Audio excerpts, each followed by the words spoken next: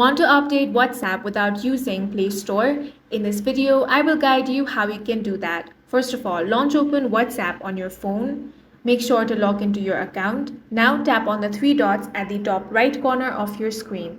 Here, select Settings. On your settings, you will find different options. Scroll down. Here, at the end, you find the option of App Updates. Select that.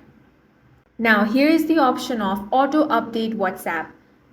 Go ahead and toggle this option on. Once you toggle it on, it's going to automatically download app updates without you having to open Play Store. Also, make sure to toggle on the option of Allow Updates over any network if you want to download updates using mobile data.